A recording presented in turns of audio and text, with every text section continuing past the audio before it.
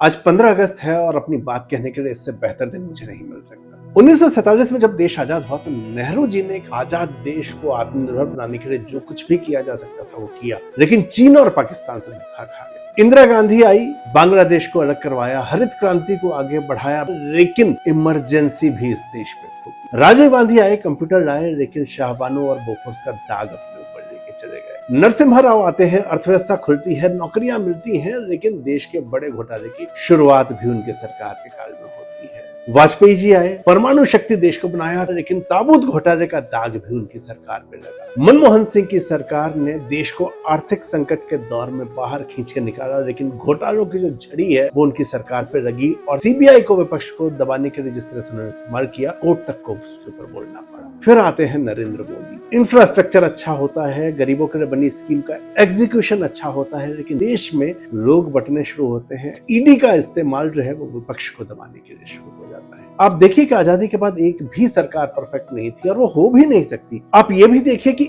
एक गलत परिपाटी जो है एक सरकार में शुरू हुई, उसने अगली सरकार में और भी उग्र रूप लिया, चाहे वो विपक्ष को सीबीआई से दबाना हो या ईडी से, चाहे वो घोटाले हो, चाहे जनता की आवाज को दबाना हो। अब जानते हैं दिक्कत कहां पर है, क्योंकि नेताओं का एजेंडा स्पष्ट है, लेकिन हमने कभी ये स्पष्ट नहीं किया कि हमें सरकार से क्या चाहिए। हमने ये तय किया कि हमें सरकार में कौन सा आदमी चाहिए और एक बार उसको चुनने के बाद हम उसके पक्ष और विपक्ष में कुछ तर्क चुनते चले गए। बस यहीं से नेताओं को वो ताकत मिली जो अंग्रेजों के पास थी, डिवाइड एंड रूल। सबसे ताजा उदाहरण है एक राजनीतिक मंच पर प्रधानमंत्री और मेलोनी को लेकर डेरोगेटरी रिमार्क दिए गए, लेकिन सत्ता पक्ष भी भाई साहब एक लेवल और नीचे गिरा। उनके एक सांसद ने इंदिरा गांधी के बारे में बहुत ही डेरोगेटरी कैप्शन के साथ आउट ऑफ कॉन्टेक्स्ट फोटो लगा दी। ये दोनों राजनीतिक दलों का चरित्र था, लेकिन हमने क्या किया, हमने दोनों दलों से ये नहीं कहा कि भैया ये भाषा नहीं चलेगी। हमने अपनी अपनी साइड चुनी और उसके बाद जो है एक दूसरे पे नेताओं के साथ मिलकर कीचड़ उछालने लगे। आप क्या सोचते हैं, सरकार बदल जाएगी तो सब बदल जाएगा? अगर यही सरकार फिर आएगी तो इनको लगेगा हम इन्हीं बातों से जीतते रहे हैं, और अगर ये सरकार हार जाती है, दूसरी सरकार आती है, तो भी उनको लगता है कि भाई हमारी गलत बातों का समर्थन करने के लिए हमारे पास एक वोट वर्ग तो है ही। तो वो जो गंदगी एक समय शुरू हुई एक सरकार के टाइम में, वो निरंतर आगे बढ़ती चली जाएगी और इसको रोकने का सिर्फ एक तरीका है, वो ये है कि हम और आप नागरिक के तौर पे इन नेताओं को बताएं कि हमें क्या चाहिए, हमें क्या नहीं चाहिए। हमें बताना पड़ेगा कि आप किसी भी दल के हैं, ये भाषा नहीं चलेगी। हमें बताना पड़ेगा कि ये इस देश के नागरिक का बेसिक अधिकार है,